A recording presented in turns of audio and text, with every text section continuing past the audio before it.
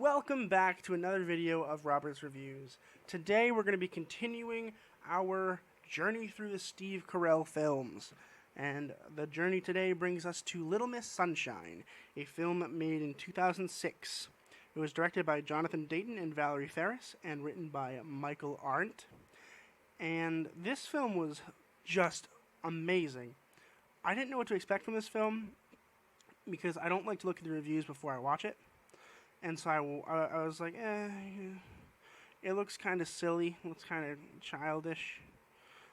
But the movie starts off with, Steve Carell's character in the hospital because he tries to kill himself because he's gay, which blew my mind. I mean, I was not ready for that bomb.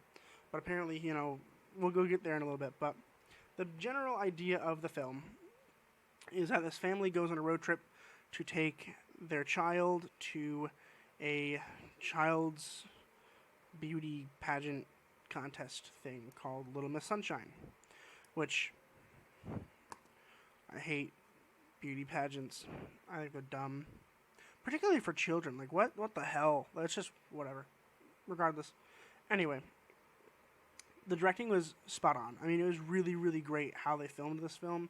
And, I mean, they got this, old, minivan to drive around it because it's basically a road trip movie, which I love. Road trip movies are hilarious. At some point in the next year, I'll probably review Vacation, which is an Ed Helms film. Ed Helms, and this reminded me a little bit of that, but a little bit less funny. I think Ed Helms was a little bit more funny, but Little Miss Sunshine's a really, really great ride. Really, really awesome movie. I'm excited to talk about it. And I think that I'm just going to jump right into talking about the actors because I think the director did such a good job. There's nothing to pinpoint and actually talk about. It was just overall a non distracting way of shooting the film. Because I think that a lot of vacation films and films that have to do with road trips oftentimes take too much time on the road. And which I get is the point of the film. I know, I'm not dumb. But I think that they are distracting sometimes. I think that, you need to have times where they stop and they rest and things happen, which happens a lot with this film. I'm really excited to talk about it. So, starting right off with Greg Kinnear, who plays Richard, who is the dad, and basically his whole goal with his character is he doesn't want his child to fail at anything ever. And he's got these 10 guideposts on how to never fail at life. And he's trying to write a book, and he's trying to get this producer to write the book.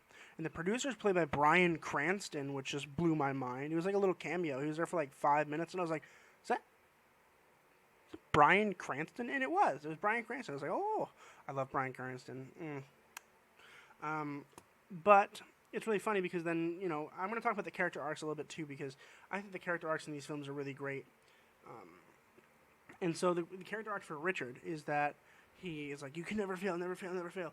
Then he gets the peak where Bryan Cranston's character is like, I'm not writing your book because it's a bad idea. Then he kind of goes down, and he realizes, not everybody has to be perfect. It's okay to fail sometimes, which is really important for the end of the film, which I will talk about after the actors probably, because I think it's a big part of the film, and it's really important. I also kind of hate it, but I also kind of love it. Toni Collette plays Cheryl, who is the mom. And she just doesn't like her husband very much, which kind of bothers me because I want to see that they have a good relationship. I'm not there to see that they have a bad relationship, which I understand, I guess, why it was a bad relationship. She didn't like how he was always talking about his guideposts and all that stuff, blah, blah, blah. It was just kind of something that I didn't really need. They probably could have cut a lot of the fighting that they had out of the film, but that would have kind of undercut Paul Dano's character, which we'll get there in a little bit, but I still think they could have done with a little bit of a cut there because, or at least given the mom something else to play off of besides getting her child to the Little Miss Sunshine contest. It was a little long for me. Didn't really enjoy her character arc almost at all. She was probably the most static character. Definitely the most static character in the film. Didn't really change at all. Nothing happened. Steve Carell, the reason I watched this film, he played Frank. and he's this gay man who is the basically the smartest teacher in the world, and he gets laid off because of like an affair he had with one of his students.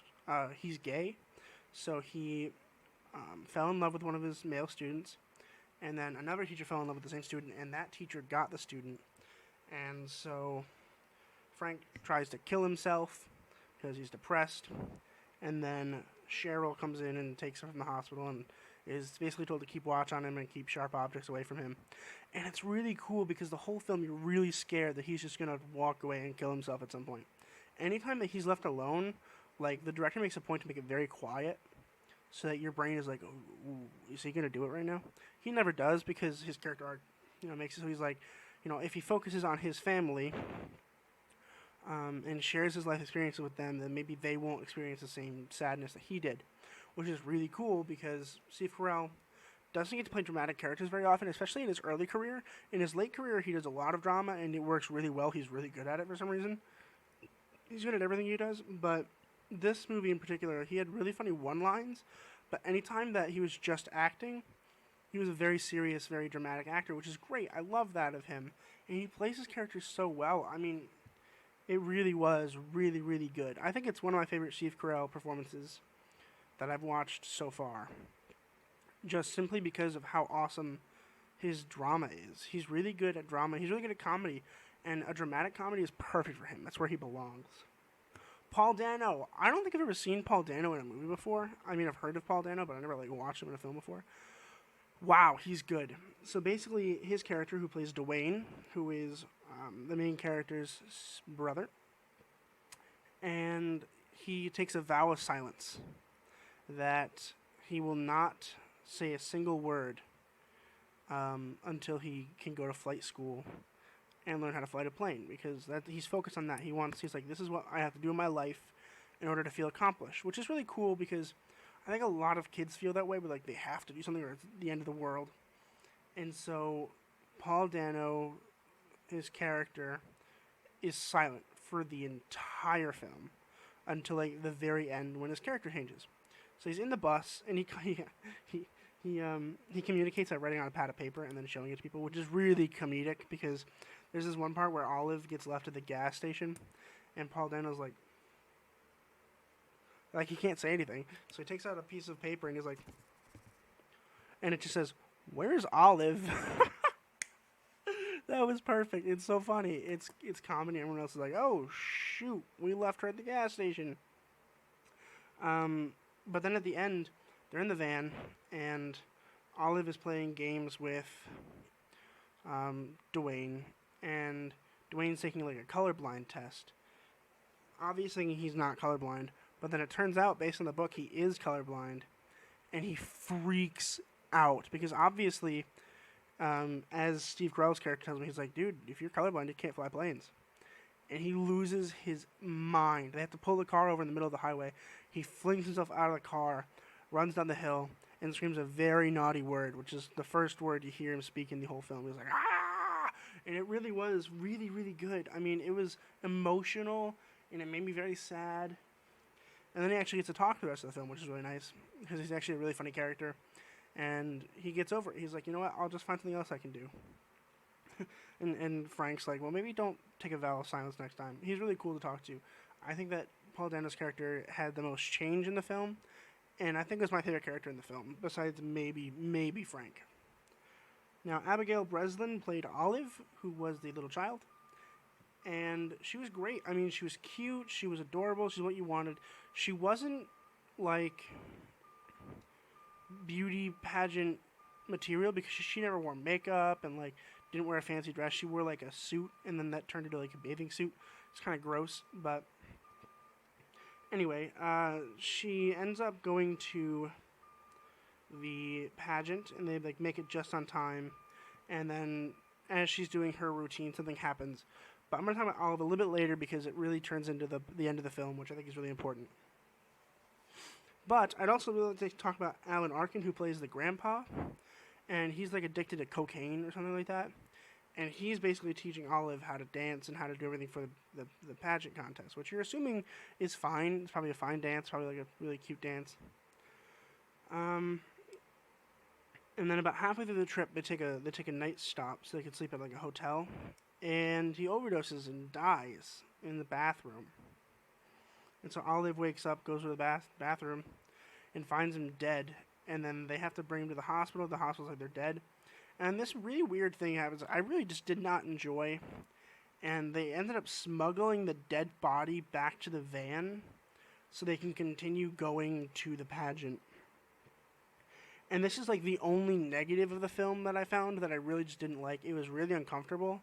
And it was uncomfortable in a not funny way. It was like, okay, that's a little much just for a beauty contest. Like, just cancel the beauty contest. Just don't go. It's like your grandfather just died. And I think that the actors didn't do a very good job of reacting to that death because of the straight fact that, like, they just got over it so fast. They're like, okay, he's dead. Let's move on. Let's bring him to the thing. So they bring him to the contest, and then they, get a funeral person to come pick him up from the van, which is just so messed up and not really funny. I think they were going for it to be funny, but it just wasn't funny to me. And I don't think it's funny for most audiences.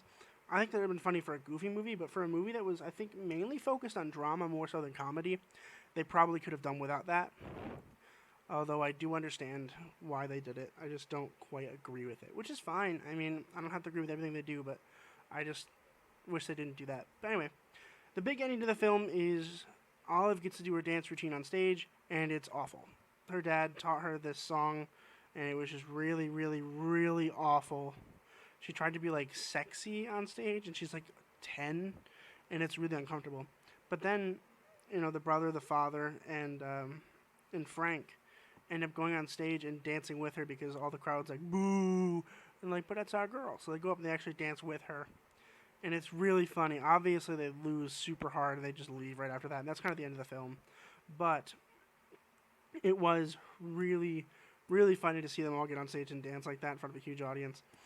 I mean, Steve Carell's great at that kind of stuff, but it was really fun because everyone else was really uncomfortable. Especially Paul Dano's character because, he was quiet for like 9 months and then can talk and then just goes in front of a crowd, which I think was interesting because I don't think that most of the characters would have done that. So maybe they could have not have done that. But I understand that they're a family and that kind of unites the family. But that's the whole film pretty much right there. I don't want to talk for too long because it's already been like, 12 minutes. So I'm going to wrap it up and give you my final grade. And my grade for this film is an A. I didn't give it an A+ because of the grandfather thing. That was pretty much the whole reason for not giving it an A+. The acting in this one was phenomenal. The writing, the directing was really great. I think it won an award. Maybe it was a Golden Globe for Best Screenplay, I think. I don't know. Look it up yourself. Really, really funny movie, though. I really did enjoy it. I think it was great. I think they could have done without the grandfather dying. We all could do without our grandparents dying. But I think that they could have done it in a way that wasn't comical, and it would have made the movie more dramatic, which I think is what they were going for, but maybe they messed up a little bit there. Who knows? Who's to say? I didn't write the film, I didn't direct the film. But that's my opinion. If you don't like it, oh well. But anyway, make sure you subscribe so you can make sure that you are here for all of our videos here on the channel. Let me know if there's anything you want me to see. Put it in the comments below. If there's anything you want me to see or do that isn't a movie review, I can do video game reviews for what I have. I have a Nintendo Switch. I can do TV show reviews. I can do movie reviews, actor reviews. Anything you want to see, just put it in the comments below, and at some point I will get to it. I promise. This is all for you. It's not for me. I could just not do it. But for the 10 of you that constantly watch my videos, I appreciate you. Make sure you're subscribed. Make sure you tell everyone you know to subscribe. The more subscribers I have, the easier it's going to be to make these videos. So make sure you do that and leave a like and a comment down below. And I will catch you guys in the next video.